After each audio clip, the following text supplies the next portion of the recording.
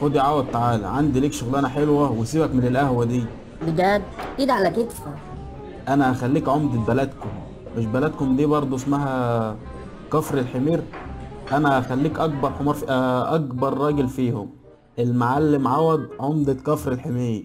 مبدئيا كده لو حابب تبقى كبير وشيخ عرب في الارياف، مش لازم تبقى راجل بقى عارف شرع ربنا ولا بتاع عادات وتقاليد ولا بتاع اعراف واصول والكلام الكبير ده. فكك. انت محتاج حاجة اهم من ده كله. ايه هي الحاجات دي؟ محتاج خياط. خياط شاطر. اه والله زي ما بقولك كده، خياط شاطر يرزعك جلابية بلدي رايقة بسديري رايق. حاجة كده تلبسها تحس انك عمدة. ايه كمان؟ ومحتاج يكون سنك في الأربعين كده. ايه ده؟ مش السن مجرد رقم؟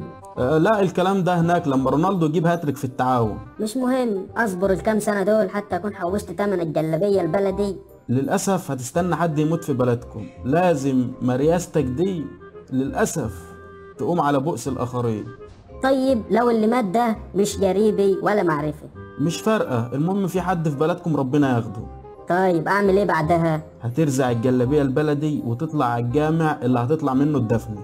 وأول ما تدخل الجامع ارزعهم واحدة بصوت عالي وقول لهم: أهل البلد يضموا لقدام أو يطلعوا بره أو يلعبوا في مناخيرهم. المهم تحط على أهل البلد. طب اقول كده ليه؟ عشان الأغراب تعرف تدخل الجامع ويلاقوا مكان. قول حتى لو الجامع فاضي، المهم تعمل قلق. وبعدين قابل الأغراب واحد واحد، احضنه وبوسه من خده وقعدوا في أول الجامع. ما لقيتش مكان قعدوا على حجرك على كتفك. المهم تعمل معاه دور واجب صح. انا قلبي انفتح لك، كمل الله يرضى عنك. اطلع بقى على المقابر، ووقت أخذ الخاطر اقف مع أهل الميت، خد الخاطر وروح على بيتكم بعد الدفن. كده خلاص؟ لا يا نجم، هتروح البيت لحد العصر، استراحة محارب يعني. وبعد العصر اشمط جلابيتك البلدي وجزمتك السمرة وشرابك الأسمر وساعتك اللي لونها ذهبي أو ساعة كاسيو فضي، واطلع على مكان العزم. كمل يا بحر العلم، يا ترعة المفهومية، يا فيلسوف كفر الحمير. اقف مع أهل الميت، استقبل الناس وعد وسط الناس كل 3-4 ثواني. ارفع ايدك وبصوت عالي كده: شكر الله سعيكم جميعا.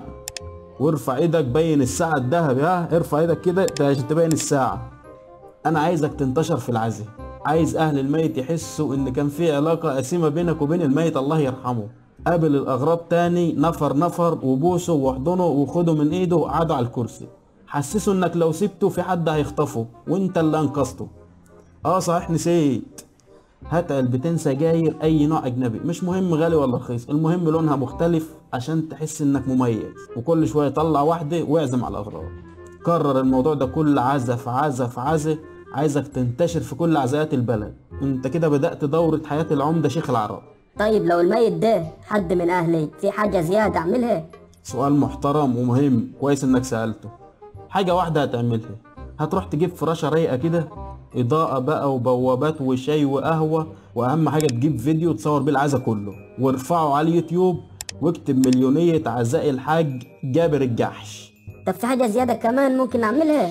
طبعا عايزك تشوف عظمة تقيلة في البلد كده، غالبا هيكون ضابط أو مستشار وغالبا عايش بره البلد. افضل بقى اكتب له بوستات اشكره على اي حاجه يعملها او ما عملهاش، يعني لو جت سيرته في اي حاجه هو ملوش علاقه بيها اشكره برضه من باب الاحتياط.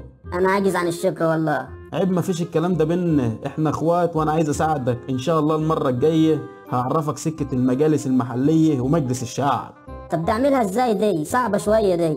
محتاجه قاعده تانية دي، بس عامه لازم تبدا من حيث بدأ الاخرون. منين يعني؟ من عند الخياط.